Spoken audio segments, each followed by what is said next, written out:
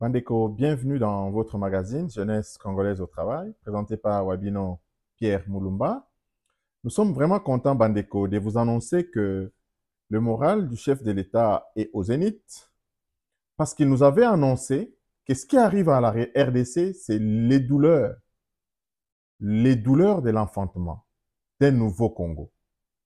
Un nouveau Congo arrive. Nous devons capitaliser sur nos victoires, Bandeko. Les défaites militaires qui se passent à l'est de la RDC, c'est le fruit de l'infiltration, le fruit des mixages et brassages que nous avons hérités de Joseph Kabila, pour lesquels on n'avait pas pu trouver des solutions idoines. Au nom toujours de l'unité nationale, ce qui caractérise toujours le président Félix Antoine Tshisekedi. Bandeko, pour ceux qui ont oublié, je vous rappelle que le premier mandat du président Félix Antoine Tshisekedi, il avait fondé sa gouvernance sur l'inclusion. Le président Félix Antoine Tshisekedi avait dit que la force d'un pays, la force d'un peuple, c'est la réconciliation et l'unité nationale. Ce qui était une très bonne chose. Pour que notre pays devienne grand, nous devons nous réconcilier, nous devons être unis. Unis pour défendre les intérêts de la République. Mais cette assertion n'est vraie que quand cette unité est forgée pour les intérêts de la République. Les infiltrations, les mixages et les brassages n'avaient pas été faits pour l'intérêt de la République. Raison pour laquelle aujourd'hui, nous connaissons des petites défaites militaires de gauche à droite. Mais les grands esprits, nous devons rester debout. Rester debout pour dire que notre victoire est certaine. Notre victoire est certaine parce que le monde entier sait que le voleur, c'est Kagame et ses soutiens occidentaux. Aujourd'hui, le monde entier sait que l'Union européenne a signé des accords de la honte. Les accords de la honte. Comment pouvez-vous signer des accords pour qu'on vous vende les minéraux volés d'un autre pays? Et ça, c'est l'Union européenne, les donneurs de leçons. Le président nous a rassurés pour dire que, bon, mais écoutez, ce ne sont pas les États, c'est les fonctionnaires. Non. Ces fonctionnaires-là sont désignés par leurs États. Donc, bref, Bandeko, nous sommes dans un tournant décisif de l'histoire de notre pays. Nos parents meurent tous les jours depuis que M. Kagame est à la tête du Rwanda. Les gens ne font que mourir. Le sang ne fait que couler. Ces messieurs, j'ai peur qu'ils connaissent vraiment une mort suffisamment tragique. Parce que le sang des innocents est en train d'être versé en République démocratique du Congo à cause de sa convoitise des minéraux de ce pays. Et ça, au vu même des peuples africains qui sont complices de cet état des choses. Mais rien n'empêche. Aujourd'hui, notre agenda national est perturbé en République démocratique du Congo. On commençait à réfléchir à comment amender la Constitution, comment trouver des voies et moyens pour réécrire une nouvelle Constitution pouvant régir la gestion de notre pays. Et c'est ce moment précis, précieux de notre histoire, que le Rwanda a décidé d'attaquer, de sévir, de tuer, de piller. Je vous avais dit dans notre émission précédente que ça a été préparé à partir du moment où ce fameux James Kabarebe a été mis à la retraite. Il n'a pas été mis à la retraite pour rien. Il a été mis à la retraite pour qu'il ne s'occupe plus des affaires intérieures du Rwanda, pour qu'il ne s'occupe désormais que de la préparation du plan d'attaque contre la République démocratique du Congo. C'est pourquoi ces messieurs qui connaissaient bien la RDC, qui s'était présenté comme un Congolais et qui a reviré pour dire qu'il est Rwandais,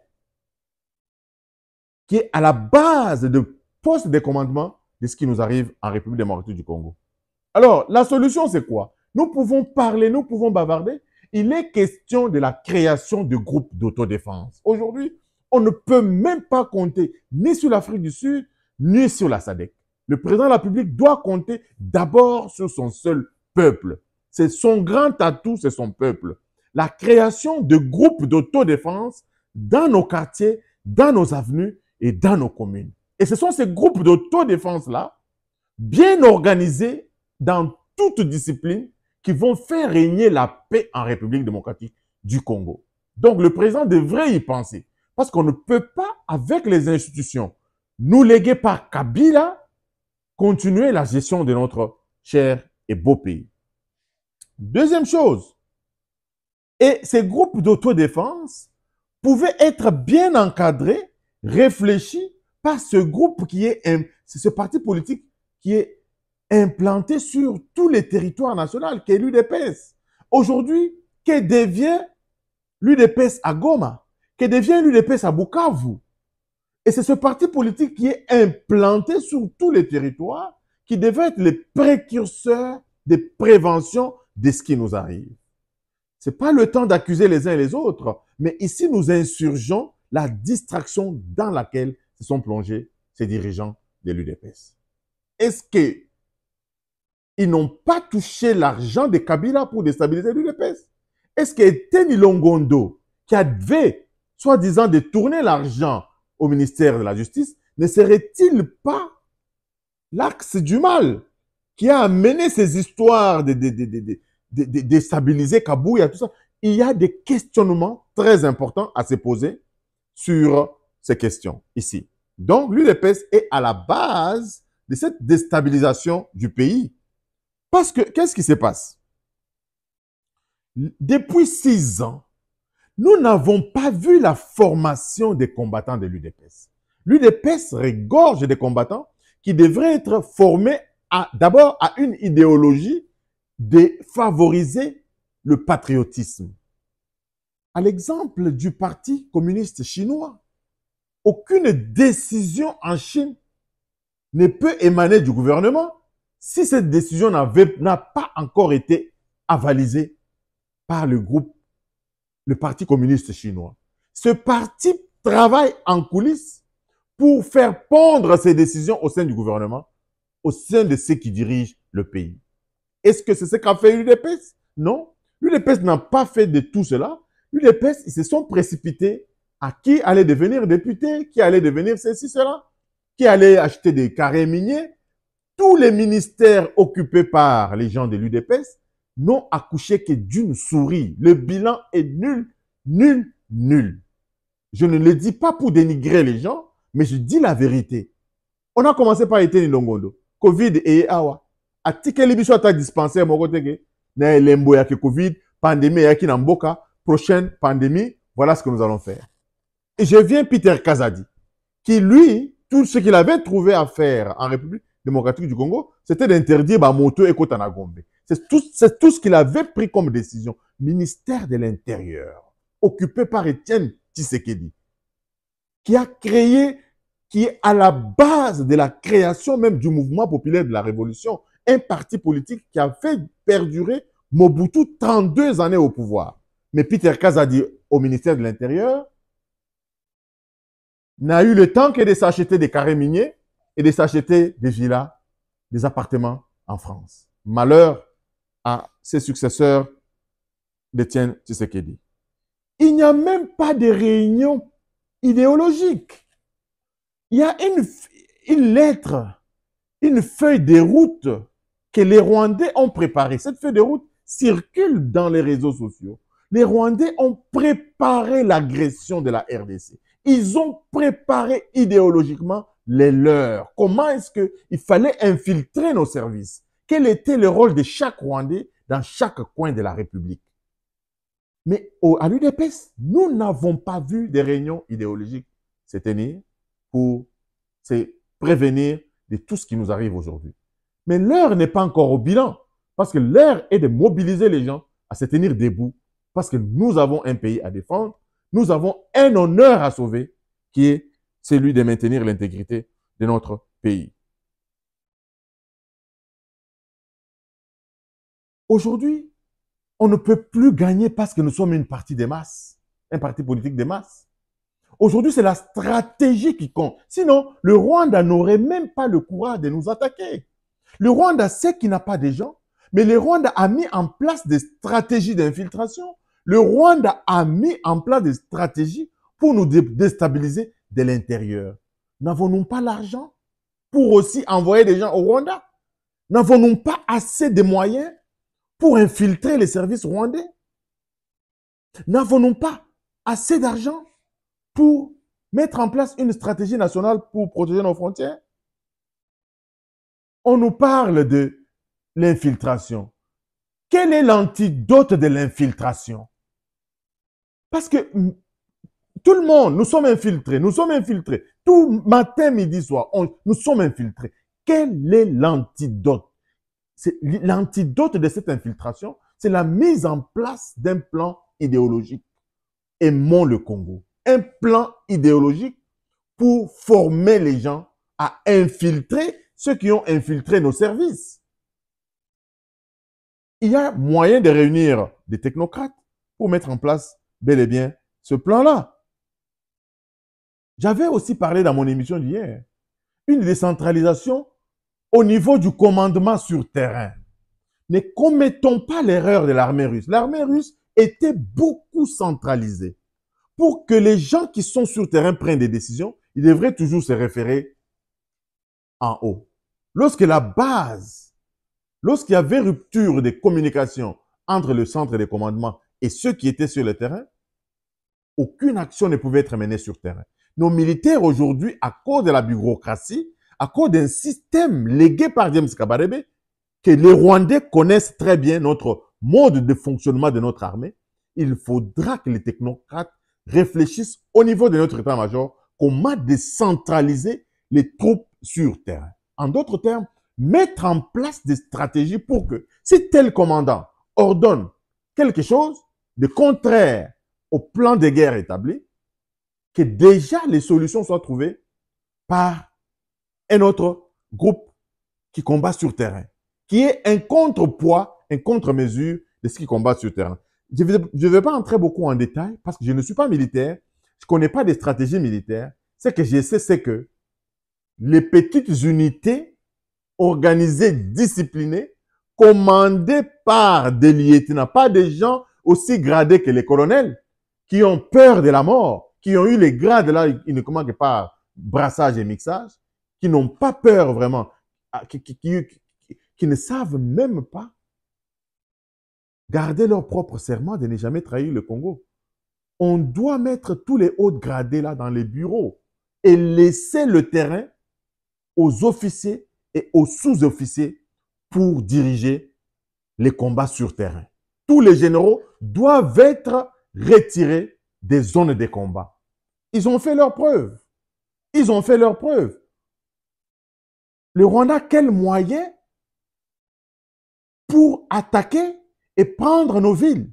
Le Rwanda, quel moyen, bien que soutenu par la France et autres, mais si on avait mis en place suffisamment de stratégies, le Rwanda n'aurait pas suffisamment de moyens. Aujourd'hui, le ministre de la Communication, Patrick Mouyaya, passe tout le temps à nous parler du poison rwandais. Mais quand il y a un poison, on trouve l'antidote.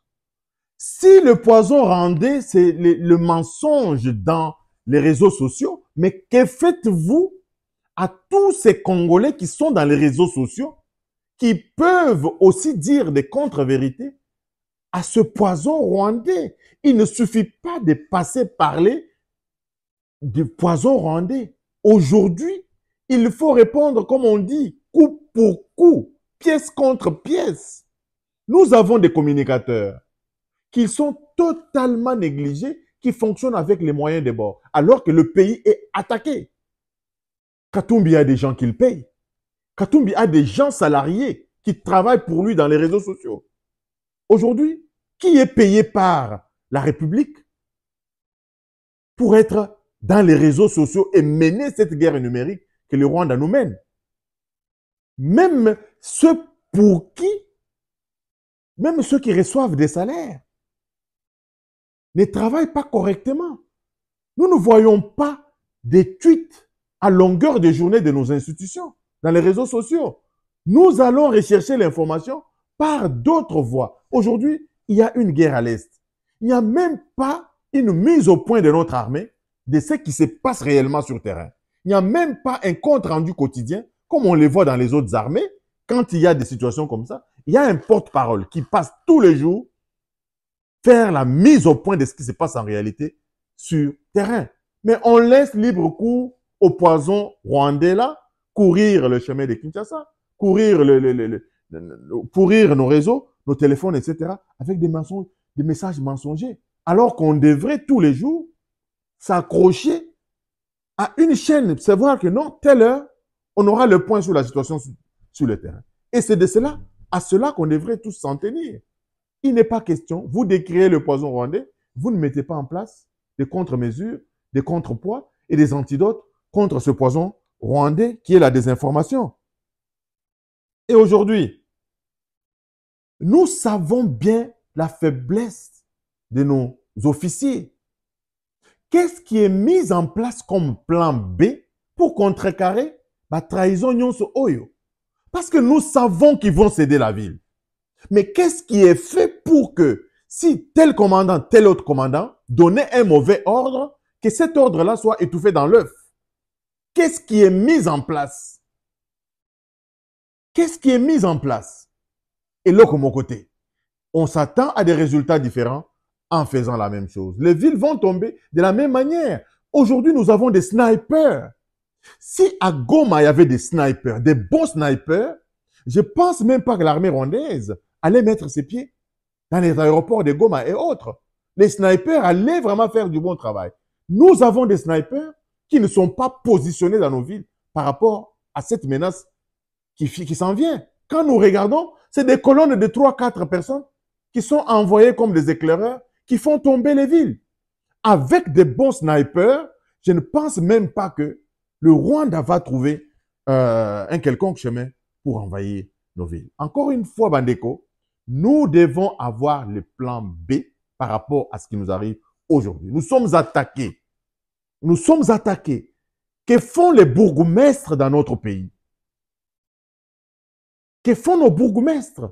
Les contrôles de nos communes, de nos avenues, qui habitent. Et nous voyons que les gens qui servent aujourd'hui aux rebelles, ce sont des gens qui travaillent dans des maquis. Les serveurs des maquis et autres sont ces gens-là qui, aujourd'hui, sont utilisés par les rebelles, qui nous ont infiltrés. Parce que les bourgmestres et autres, c'est des grands dormeurs et des grands soulards. En vous plaignant du poison rwandais, vous jouez toujours aux pompiers. Vous jouez toujours aux pompiers. Il n'y a aucun plan d'anticipation sur tous les plans. Nous avons parlé de rendre la monnaie américaine illégale sur toute l'étendue de la République. Les économistes disent que ça va créer des dégâts, mais les dégâts que ça crée sont très élevés que prendre cette mesure-là, de démonétiser, s'il faut appeler ça démonétisation, rendre les dollars. Parce que l'argent circule dans la ville de Kinshasa dans les mallettes pour aller corrompre nos généraux. Et un autre problème, les politiques sont en contact avec nos militaires. Pourquoi? Pourquoi les chefs de certaines institutions, nous apprenons, ils appellent les généraux, ils sont en contact avec nos militaires? Ça devrait être interdit à nos militaires d'entrer en contact avec nos politiques. L'impunité a créé tout ça. Et je termine par là. Les mêmes causes produisant les mêmes effets, je n'ai jamais été pour ce titre honorifique qui avait été donné à M. Laurent Désiré Kabila. Étienne Tshisekedi a lutté pacifiquement. Il a fragilisé Mobutu. Nous n'avions pas besoin de notre libérateur. Parce que le salut du peuple congolais était déjà là avec Étienne Tshisekedi, qui luttait pacifiquement. Mais ce monsieur est allé ramasser des armes. Ce monsieur est entré dans les combines avec le Rwanda pour venir déstabiliser. Aujourd'hui, nous avons des difficultés à nous débarrasser de ces gens. On commence à accuser ceux-là, Mabé, Tozongi Boye Mabé, mais l'origine, c'est bien lui. Je pense que Kolongola est titre, il y a héros national Oyo et Kotinda message monene. Les mêmes causes produisant les mêmes effets, il y a eu des Nangas, il y a eu des Kundabatware, il y a eu les CNDP. Pourquoi? Parce que tous ceux qui ont pris des armes pour lutter contre le pouvoir légitime installé à Kinshasa n'ont jamais été inquiétés.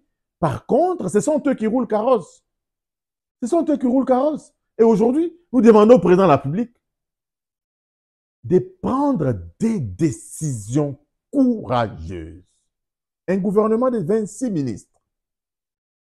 Un gouvernement de 26 ministres. Je ne sais pas s'il y a une procédure de suspension de l'Assemblée nationale ou bien de la dissolution de l'Assemblée nationale. La démocratie que les Occidentaux imposent à la République démocratique du Congo, c'est un endormissement total. C'est un endormissement total. Ça ne peut pas fonctionner parce que nous avons épuisé toutes les voies légales pour revendiquer notre cause. Mais, merci Bapessa Nambois, toutes ces institutions qui nous parlent des droits de l'homme, nous devons sortir de la francophonie. C'est une mesure salutaire pour la République démocratique du Congo. Sortir de la francophonie ne veut pas dire casser des relations diplomatiques avec la France. La France étant un pays du Conseil de sécurité des Nations Unies, nous devons garder de bonnes relations diplomatiques, mais cela ne nous empêche pas de sortir de la francophonie. Rwanda est sorti de la francophonie. Le ciel n'est pas tombé sur la tête. Nous devons sortir de la francophonie pour prendre notre liberté de mouvement. Aujourd'hui, nous regrettons que la Belgique, notre pays colonisateur, qui connaît bien le Congo, avec lequel nous avons des accords militaires, que la Belgique soit absente pour appuyer la République démocratique du Congo. Mais aujourd'hui, selon les conseils d'Hercule aux charité embourbés, n'attend de salut que de soi-même. Merci et Tokutani Mbalasimo.